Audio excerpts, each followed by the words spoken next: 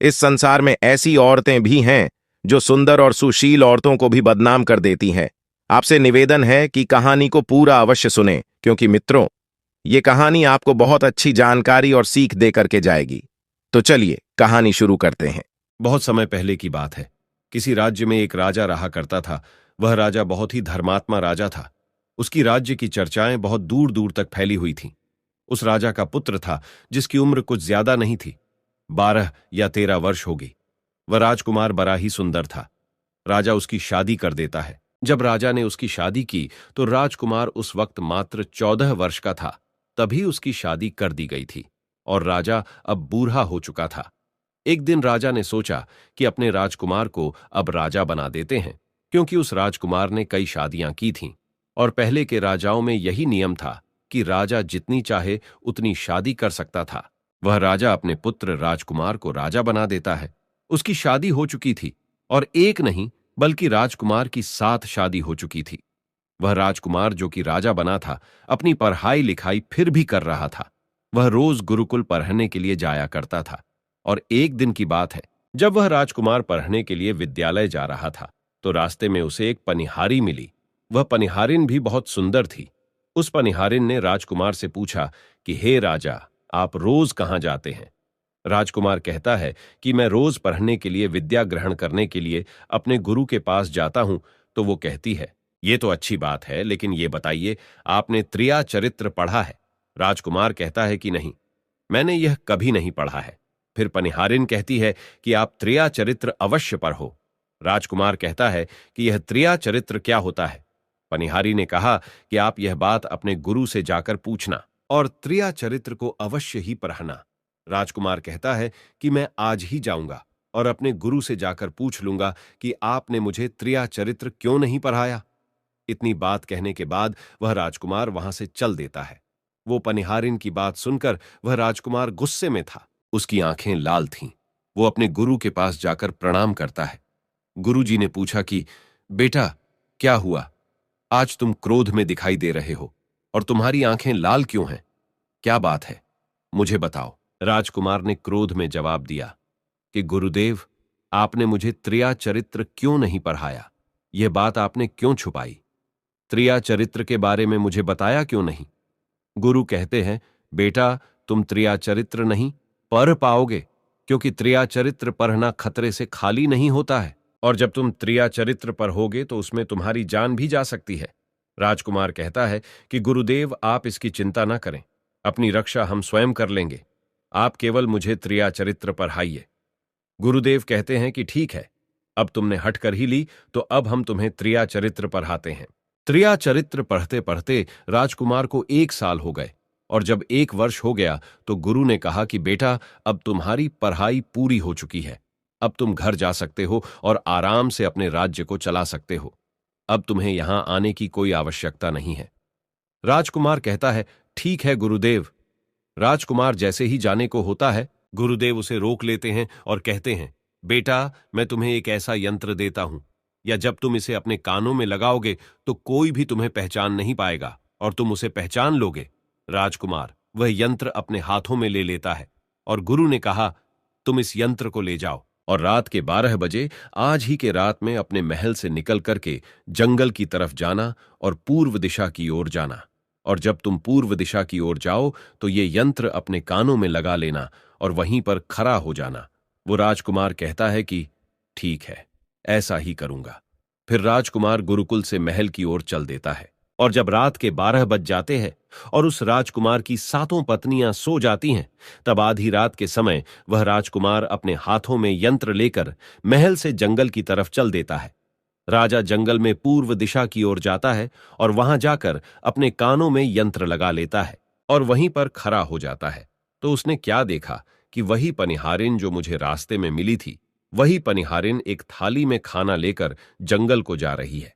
वहां थोड़ी ही दूरी पर एक संत अपनी कुटिया में रहते थे। वह पनिहारिन संत के पास खाना लेकर जा रही थी। राजा ने देखा कि ये तो वही पनिहारिन है जिसने मुझसे कहा था कि त्रिया चरित्र की पढ़ाई पर हो। लेकिन पनिहारिन उस राजा को नहीं पहचान पाई, क्योंकि राजा के कानों में यंत्र लगा हुआ था। यंत्र लगने की वजह से राजा किसी को भी पहचान सकता था। राजा ने अपने मन में सोचा कि चलो उसके पीछे चलते हैं कि ये आधी रात को भोजन लेकर संत कुटिया की तरफ क्यों जा रही है, इसका क्या कारण है। वह राजा भी उसके पीछे पीछे छुपता हुआ चल दिया। अब वह पनिहारिन उस कुटिया में उस बाबा के वहां पहुंचती है। उस बाबा के पास जादू की पोटली थी और वो बाबा जादूगर था। राजा पीछे पीछे गया और वह छुप करके देख रहा था कि वह पनिहारिन औरत को बाबा क्या करेंगे। बाबा ने पनिहारिन से कहा, अरे पनिहारिन, पहले तो मुझे ये बता कि आज आने में इतनी देर कैसे लग गई। हाथ जोड़कर पनिहारिन कहने लगी कि महात्मा जी, मेरा विवाह हो चुका है और मेरे पति मुझे ले जाने के लिए आए हैं। हमें लेकर कल चले जाएंगे, इसीलिए हमें उन्हें सुलझाने में थोड़ी देर लग गई और यहां आने में भी देर हो गई। जब यह बात साधु ने सुनी कि इसका विवाह हो चुका है और इसका पति इसे लेने आया है, तो साधु कहता है कि पनिहारिन, इसका मतलब है कि तुम अपने पति के साथ जाना चाहती हो तो हमारे पास क्यों आई हो। पनिहारिन कहती है कि मैं आपके बिना नहीं रह सकती हूं, मैं आपके बिना नहीं जी सकती हूं। तो साधु कहता है कि हे पनिहारिन, इसके लिए तुम्हें एक काम करना होगा। साधु एक बड़ा सा चाकू निकलता है और पनिहारिन से कहता है कि हे पनिहारिन, जाओ अपने पति के गर्दन काटकर यहां लेकर आ जाओ। अपने उस पति को मार दो जो हमारे और तुम्हारे बीच में दरार बन रहा है, तब मैं तुम्हें रख लूंगा, तुमसे विवाह करूंगा, तुम्हें अपनी पत्नी बनाऊंगा। बिना कुछ सोचे समझे वो चाकू को ले लेती है और दौड़ते हुए अपने घर जाती है और उसका पति सो रहा था। वहां जाकर अपने पति की गर्दन काट देती है और उसकी गर्दन को लेकर साधु के पास आती है और जो राजकुमार थे उसके पीछे पीछे उसका सारा कारनामा देख रहे थे। जब साधु ने देखा कि अपने पति को मारकर के उसकी गर्दन यहां लेकर आई है, साधु को बहुत गुस्सा आया और उसने उसे लात मारी और कहा, भाग जाओ यहां से। जब तू अपने पति की नहीं हो सकी, जिसके साथ तूने 7 फेरे लिए, तो तू मेरी क्या होगी। जल्दी भाग जाओ यहां से। अगर तुम मेरे पास दोबारा आई तो मैं तुझे जीवित नहीं छोड़ूंगा। साधु की यह बात सुनकर उस पनिहारिन को ऐसा लगा जैसे उसके पैरों तले जमीन खिसक गई हो। फिर भी अपने पति की कटी हुई गर्दन घर लेकर के आई और उसकी गर्दन जोड़ देती है और वहीं बैठ जाती है। और इधर जैसे ही सवेरा हुआ, अपने पति के पास बैठकर रोने लगती है और चिल्लाने लगती है। कहती है, देखो देखो, किसी ने मेरे पति की हत्या कर दी। लेकिन रात में उस पनिहारिन का सारा कारनामा राजकुमार देख चुका था। इधर सारे गांव वाले पनिहारिन के घर चले जाते हैं और उसके पति की लाश को लेकर गांव के बाहर जाते हैं उसका दाह संस्कार करने के लिए। और वो पनिहारिन भी पीछे से भागती हुई रोती हुई चली जा रही थी और उधर राजकुमार भी जा रहे थे जो कि अपने राज्य के राजा बन चुके थे। पनिहारिन भागती हुई चिल्लाती हुई पहुंची और कहने लगी, मैं सती बनूंगी, क्योंकि अगर जब मेरे पति ही नहीं रहे तो ऐसे जीवन का क्या फायदा। मैं इन्हीं के साथ सती हो जाऊंगी। राजा को उसकी बातें सुनकर हंसी आ जाती है और राजा कहता है, त्रिया चरित्र जाने ना कोई और खसम मेरी के हुए सती। राजकुमार की यह बात और कोई तो नहीं समझ पाया, लेकिन वह पनिहारिन समझ जाती है। कहती है कि राजा साहब, आप हमारे ऊपर यह बात कह रहे हैं, लेकिन चलिए कोई बात नहीं, मैं सती हो जाऊंगी। लेकिन पनिहारिन जाते जाते कहती है, मैं तुम्हें एक बात बताती हूं। राजकुमार कहता है, क्या बताओ। पनिहारिन कहती हैं कि राजा साहब, आप जब चटाई पर बैठें तो उस चटाई को झाड़ कर बैठना। राजा कहता है कि यह पनिहारिन क्या कह रही है, मैं तो राजा हूं, मुझे चटाई पर बैठने की क्या आवश्यकता है। पनिहारिन कहती है कि नहीं, जब भी तुम्हें कोई नौबत आए चटाई पर बैठने की तो तुम चटाई को झाड़ कर बैठना। राजकुमार कहता है कि चलो ठीक है, अगर तुम कह रही हो तो मैं ऐसा ही करूंगा। और कहने के बाद वह अपने पति के साथ सती हो जाती है और राजकुमार उनका अंतिम संस्कार करवाकर अपने घर को आ जाते हैं।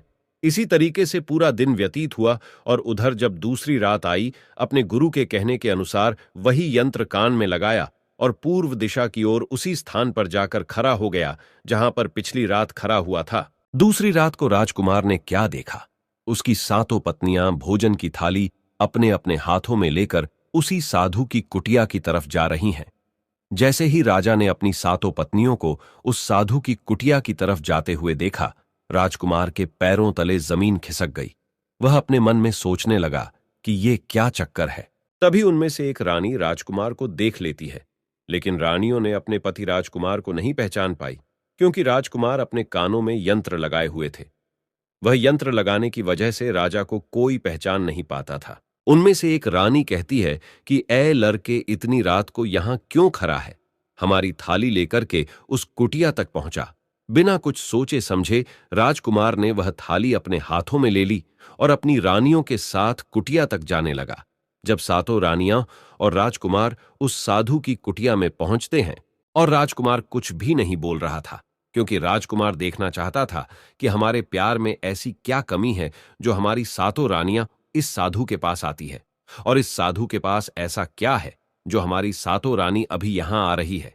वह राजकुमार छुप करके सब जानना चाहता था। इधर जब वह सातों रानियां राजकुमार को लेकर साधु के पास पहुंची, तो महात्मा राजकुमार को देखकर कहता है कि ये कौन है? तो सातों रानियां कहती हैं कि महात्मा जी, यह बालक हमें रास्ते में मिला, इसने हमारी सहायता की तो हम इसे अपने साथ लेकर आ गए। रानी कहती हैं कि एक काम करते हैं, इसे आज रात यहीं रहने देते हैं, कल सुबह होते ही यह चला जाएगा। वो साधु उनकी बातों को मान लेता है। वह साधु अपने एक शिष्य को बुलाता है और उससे कहता है कि आज रात के लिए इस बालक की रुकने की व्यवस्था कर दो। वह शिष्य राजकुमार को लेकर एक कमरे में जाता है। उस कमरे में एक चटाई बिछी हुई थी। शिष्य कहता है कि देख भाई, आज तुझे चटाई पर सोना पड़ेगा। वह शिष्य राजकुमार को इतना कहकर वहां से चला जाता है। राजकुमार उस कमरे में अकेला पड़ जाता है। अपने मन में सोचता है कि आज तो नौबत आ ही गई चटाई पर सोने की। राजा कहता है, चलिए कोई बात नहीं, आज की रात हम चटाई पर ही गुजार लेंगे। राजकुमार जैसे ही चटाई पर बैठने ही वाला था, उसे पनिहारिन की बात याद आ गई। वो सोचने लगा कि पनिहारी ने मुझसे कहा था कि जब भी तुम्हें चटाई पर बैठने की नौबत आए, तुम चटाई को अवश्य झाड़ लेना। चलो आज पहले झाड़ ही लेते हैं, हो सकता है इसका कोई राज हो। जैसे ही राजा ने चटाई उठाई तो उसने क्या देखा? उसने देखा कि एक बहुत बड़ा भयानक कुआं है। जब उस कुएं को देखा तो राजा के होश उड़ गए। राजा उस कुएं के अंदर झांक कर देखता है। राजा को अंदर बहुत सारे कैदी दिखाई देते हैं, जिन्हें उस्तादों ने अंदर कैद करके रखा था। उन कैदियों में से एक आदमी ने राजकुमार को पहचान लिया। वह आदमी राजकुमार से कहता है कि राजकुमार, आप यहां कैसे आ गए? राजकुमार कहता है कि धीरे बोलो, नहीं तो सब पोल पट्टी खुल जाएगी। तब सभी कैदियों ने कहा कि राजा साहब, आप यहां से भाग जाए। हम तो यहां से निकल नहीं पाए, लेकिन आप यहां से भाग जाए, नहीं तो आपका भी यही हाल हो जाएगा जो कि हमारा हुआ है। आप भी यहां फंस जाएंगे, आपको भी पकड़कर ये साधु इसी में डाल देगा। आप जितना जल्दी हो सके यहां से भाग जाए। राजा जब उस कमरे के अंदर गया था तो अपने कान में से यंत्र निकाल लिया था, और जब राजा वहां से भागा तो अपने कान में यंत्र लगाना भूल ही गया। राजा को भागते हुए उन रानियों ने और साधु ने देख लिया था। रानियों ने जब राजा को भागते हुए देखा तो रानी कहती हैं, यह तो हमारे पति हैं। महात्मा से कहती हैं कि महात्मा जी, अब तो हमारी सारी पोल पट्टी खुल जाएगी। यह तो हमारे पति है और वह भागे जा रहे हैं। उन्होंने हमें यहां देख लिया है, अब हमारा क्या होगा? वह साधु कहता है कि तुम यहां क्या देख रही हो, जल्दी जाओ और अपने पति को पकड़ कर लाना। तो रानियां राजकुमार को पकड़ने के लिए दौड़ी दौड़ी जाती है, लेकिन वह राजकुमार जो राजा था इतना तेज था कि वह अपने महल जा पहुंचा, और घबराई रानियों के तो होश उड़ गए। फिर वापस उसी बाबा के पास आती है और बाबा से कहती है कि महाराज, अब तो हमारे पति हमें जीवित नहीं छोड़ेंगे। हम जैसे ही घर जाएंगे वो हमारी जान ले लेंगे। हे महात्मा, आप हमें बचा लीजिए, इसका कोई उपाय कीजिए। तब जाकर वह साधु रानियों को एक जादुई कील देता है और कहता है कि जब तुम जाओ तो अपने पति को बहला फुसलाकर उसके माथे में यह जादुई कील घुसा देना। तुम्हारे पति को ढेर बना देगा और तुम साथ मिलकर उसे मार देना। बस कहानी खत्म हो जाएगी और तुम सातों रानियों बच जाओगी। सब रानियां तैयार हो जाती हैं। वो सातों रानियां साधु की बात मान लेती हैं और जादुई कील लेकर महल आती है। वह सातों रानियां आपस में विचार करती हैं कि राजा सबसे ज्यादा प्रेम सबसे छोटी वाली रानी को करते हैं, तो वह 6 रानियां मिलकर जादू वाला कील छोटी रानी को दे देती है और कहती है, ये लो, तुम्हारा काम है, तुम किसी भी तरह राजकुमार के सर में ये कील गाड़ देना। तो छोटी वाली रानी कहती है, ठीक है, और छोटी वाली रानी वह कील ले लेती है। जब राजा ने उन सातों रानियों को आते हुए देखा तो क्रोध में कहा कि पहले तुम यहीं रुको, पहले मुझे ये बताओ कि हमारे राज्य में और हम में ऐसी क्या कमी है कि तुम आधी रात को उस साधु के पास जाते हो? इसका क्या कारण है? पहले तुम मुझे ये बताओ। तो सातों रानियां हाथ जोड़कर कहती हैं, महाराज, हमें माफ कर दीजिए, हमें लगता है कि उस साधु बाबा ने हम पर कोई जादू टोना कर दिया था, इसीलिए हमसे ऐसी गलती हो गई। आइंदा ऐसी गलती हमसे कभी नहीं होगी। छोटी रानी की ऐसी बातें सुनकर राजा उनकी बातों को मान लेता है, क्योंकि वह राजा छोटी रानी से बहुत प्रेम करता था। वह राजा भी सोचने लगता है कि शायद उस बाबा ने ही इन पर कोई जादू टोना किया होगा, और अपनी सातों पत्नियों को माफ कर देता है और कहता है, ठीक है, तुम अपने कमरे में चली जाओ। सबसे छोटी रानी, जिससे राजकुमार बहुत प्रेम करता था, वह राजकुमार को खाना खिलाती है और राजकुमार को सुला देती है। जब वह राजा सो गया तो वह 6 रानियां भी वहीं आ जाती हैं। सबसे छोटी रानी जो थी वह जादुई कील निकालती है और राजा के सर में घुसा देती है। छोटी रानी ने कील जैसे ही ठोकी, राजा पूरा तेजी से उठा, लेकिन इतने समय में वह ढेर बन चुका था। अब उस राजा में इतनी शक्ति नहीं थी कि उन रानियों से मुकाबला कर सके। वह सातों रानियां उस राजा को पकड़ने लगी। राजा फिर भी हिम्मत नहीं हारा और अपने महल की खिड़की से कूदकर राजा भागते भागते अपने गुरु के पास पहुंच गया और कहने लगा कि गुरु जी, मुझे माफ कीजिए, मेरी जान बचाइए, नहीं तो मैं मारा जाऊंगा।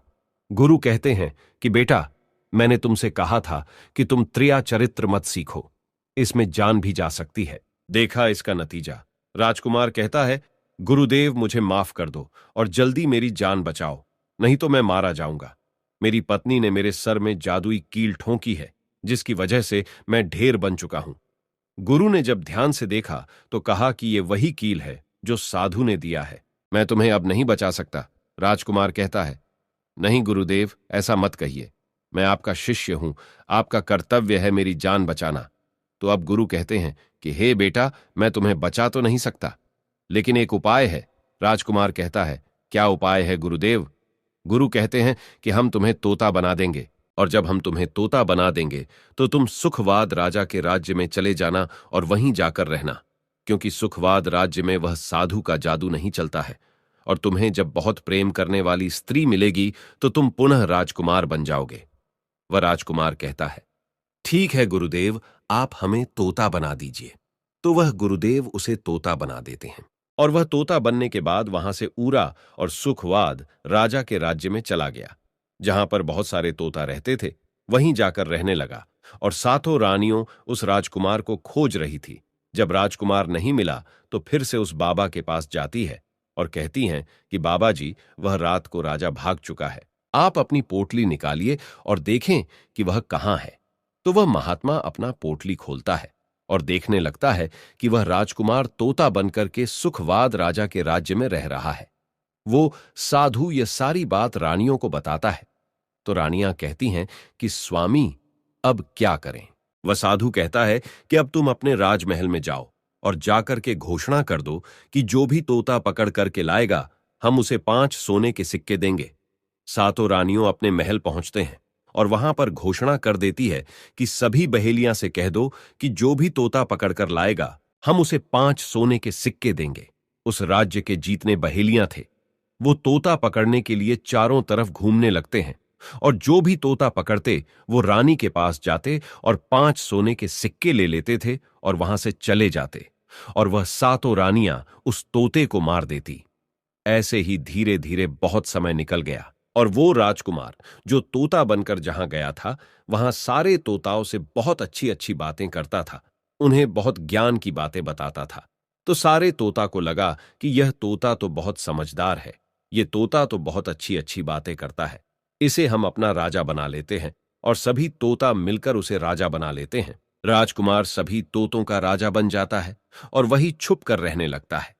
एक बहेलिया तोता पकड़ते पकड़ते सुखवाद राजा के राज में पहुंच जाता है, और वह उसी पैर के पास पहुंच जाता है जहां पर वह राजकुमार तोता बनकर छुप कर रहता था। जब उस बहेलिये ने इतने सारे तोते को देखा तो अपने मन में सोचा कि अगर हम इतने सारे तोते पकड़कर रानी के पास ले जाएंगे तो हमें बहुत सारी सोने के सिक्के मिल जाएंगे। लेकिन वह बहेलिया सोचता है कि हम इतने सारे तोतों को पकड़ेंगे कैसे। तो जैसे ही सुबह हुई, उस पैर से सारे तोता उड़ कर दाना पानी के लिए बाहर चले जाते हैं, और इधर बहेलिया चाकू से पैर पर चारों तरफ कट लगा देता है, जिससे कि पैर से बहुत सारे गोंद निकल जाते हैं। पैर के चारों तरफ ही गोंद हो जाते हैं।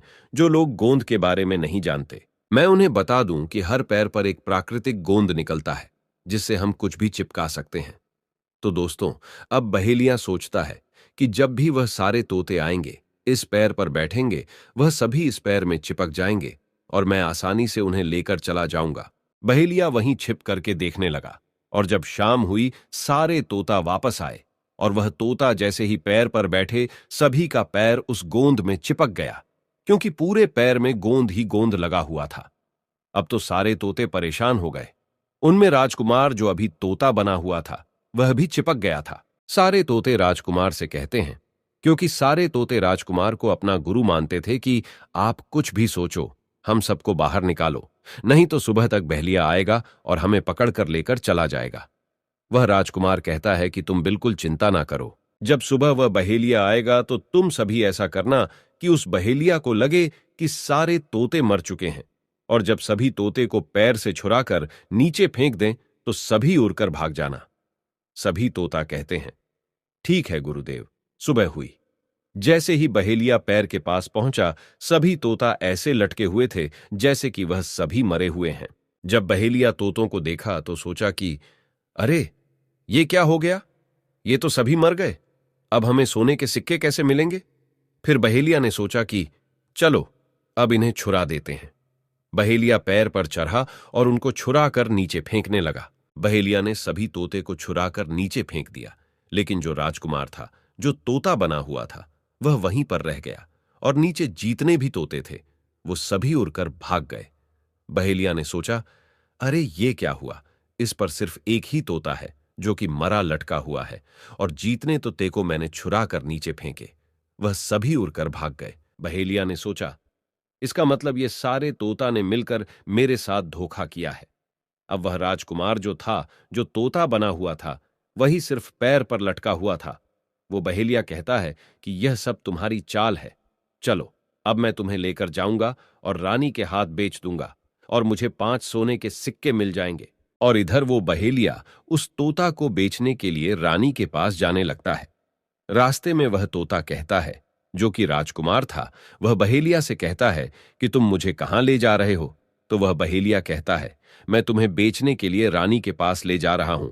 अगर मैं तुम्हें वहां बेच दूंगा तो मुझे 5 सोने के सिक्के मिलेंगे। वह राजकुमार कहता है कि मैं अगर तुम्हें 50,000 सोने के सिक्के दिलाऊं तो क्या तुम मुझे नहीं बेचोगे? बहेलिया कहता है, तुम मुझे 50,000 सोने के सिक्के कैसे दिलाएगा? तोता कहता है कि राजा सुखवाद के यहां एक बहुत बड़ा मेला लगता है, तुम मुझे वहीं बेचो, मूल में स्वयं बताऊंगा। बहेलिया उस तोते की बात मान लेता है और रानी के पास बेचने की जगह राजा के राज्य के मेले में तोता को बेचने चला जाता है।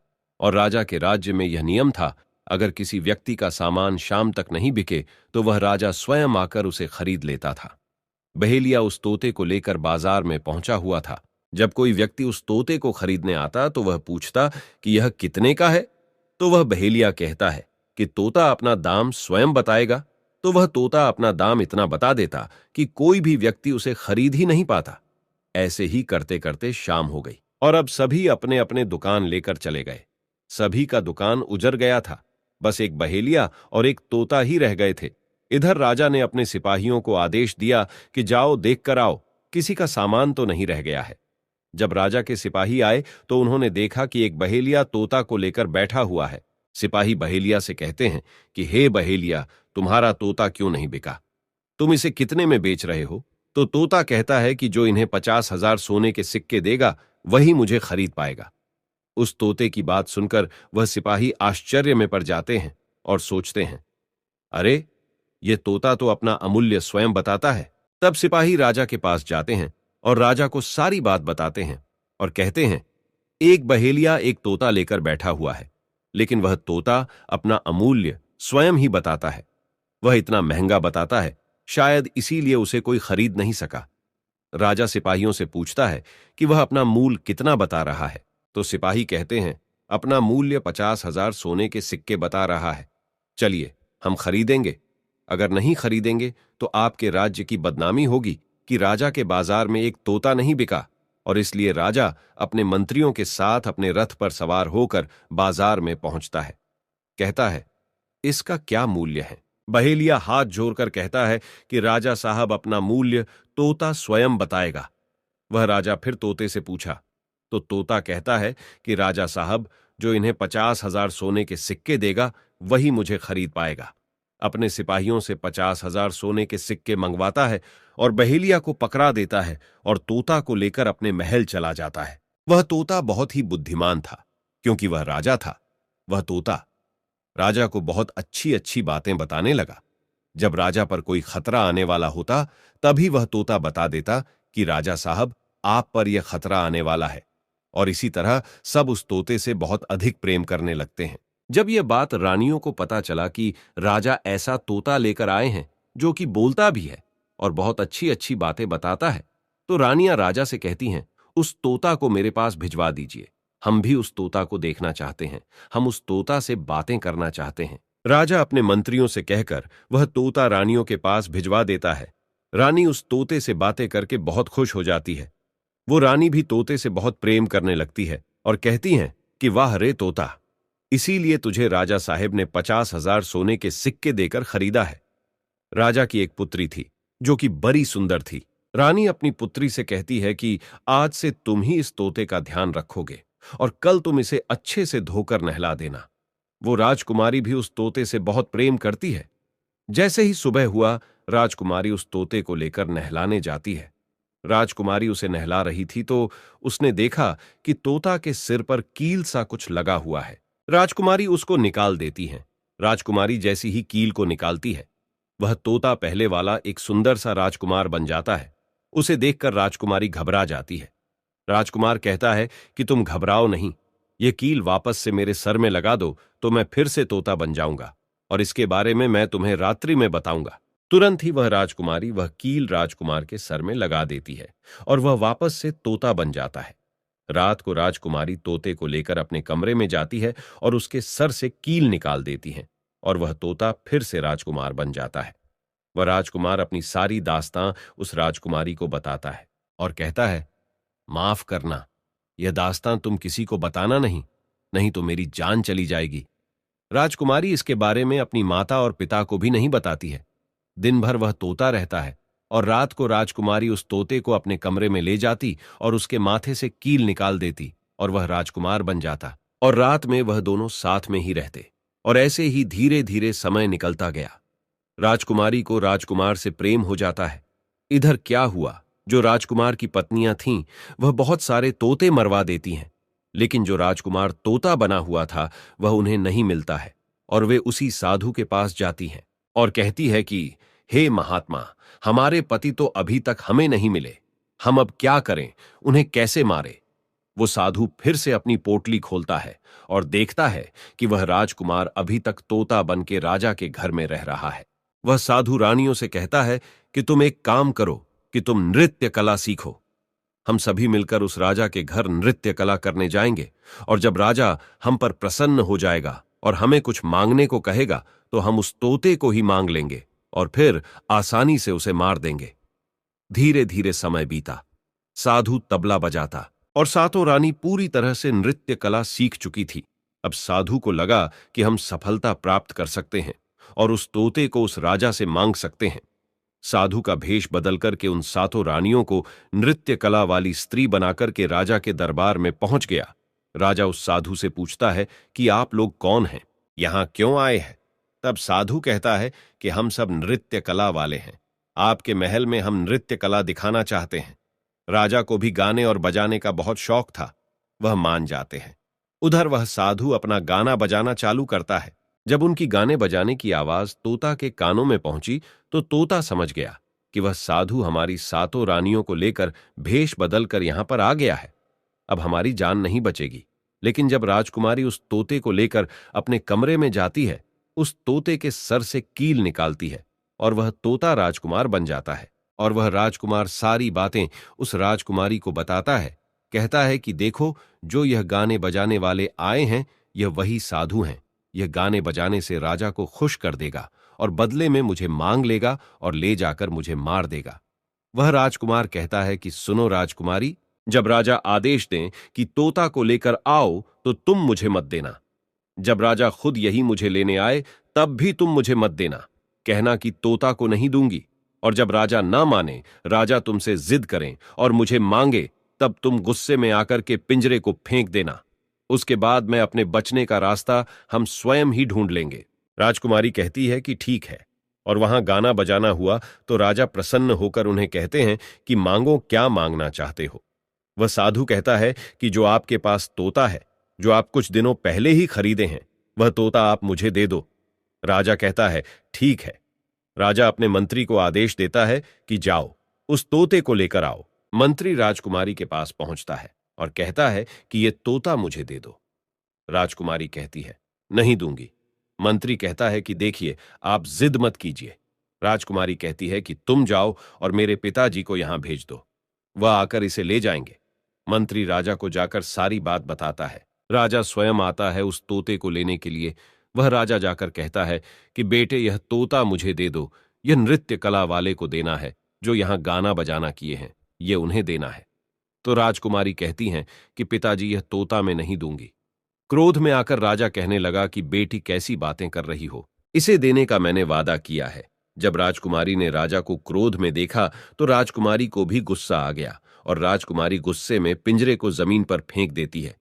वह पिंजरा जैसे ही जमीन पर गिरा वह टूट गया और तोता जो था वो चावल का दाना बन गया। और जैसे ही साधु को यह बात पता चली, साधु भी तुरंत कबूतर बन जाता है और उस दाने को कबूतर झुकने लगता है। उसमें से जो एक दाना था, बस वही राजकुमार था। जैसे ही वह दाना कबूतर झुकने वाला होता है, राजकुमार बाज बन जाता है और एकदम से कबूतर पर झपटता है और उसे मार देता है। इस तरह से उस साधु की मृत्यु हो जाती है। राजा यह सब देखकर आश्चर्यचकित हो जाता है। उस कबूतर को मारकर फिर से तोता बन जाता है और जो राजकुमारी थी उस तोते से कील निकाल देती है और वह फिर से पहले जैसा राजकुमार बन जाता है। वह राजकुमारी अपने पिता को सारी बात बता देती है। वह राजकुमार कहता है कि देखिए राजा साहब, मैं भी एक राजा हूं और मैं आपकी बेटी से प्रेम करता हूं और मैं उनसे शादी करना चाहता हूं। वह राजा अपनी पुत्री से पूछता है कि बेटी, क्या तुम इससे शादी करना चाहती हो? तो राजकुमारी कहती हैं कि पिताजी, मैं इनसे प्रेम करती हूं। और फिर राजकुमार उस राजा की पुत्री से विवाह करके अपने महल जाता है और जो उनके 7 पत्नियां थीं उनको पकड़कर बंदी गृह में बंद करवा देता है और राजकुमार खुशी खुशी उस राजकुमारी के साथ रहने लगता है। दोस्तों, जब कोई स्त्री कभी कभी किसी परिस्थिति में चतुराई या चालाकी दिखाती है या दूसरों को बेवकूफ मानते हुए कोई अभिनय, ढोंग या पाखंड करती है, तो इसे ही त्रिया चरित्र कहते हैं, जिसे पढ़ने के बाद राजा को अपनी जान बचाने के लिए क्या क्या नहीं करना पड़ा, क्योंकि राजा को स्त्री के त्रिया चरित्र की पूरी जानकारी हो चुकी थी कि कैसे जब एक स्त्री को अपना स्वार्थ दिखने लगता है तो वह अपने लोगों को भी बेवकूफ बनाकर अपना स्वार्थ को पूरा करती है और उसके साथ रहने वाले लोगों को इसके बारे में भनक तक नहीं लगता कि यह स्त्री त्रिया चरित्र की खेल कर रही है। दोस्तों, आज के टाइम में हर दूसरा लोग त्रिया चरित्र कर रहा है, जिसके अंदर थोड़ा सा भी स्वार्थ है।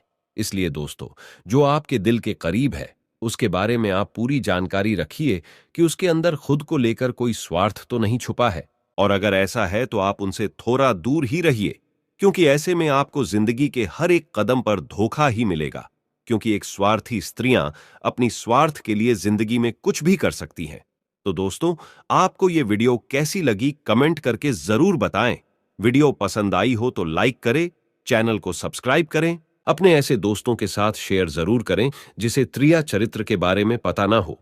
और दोस्तों, सच्ची श्रद्धा से कमेंट में जरूर लिखे जय श्री राम, जय हनुमान, साथ ही देवों के देव हर हर महादेव सदैव आप पर अपनी कृपा बनाए रखे। प्रिय मित्रों, वीडियो को अंत तक देखने के लिए धन्यवाद। जय श्री राम।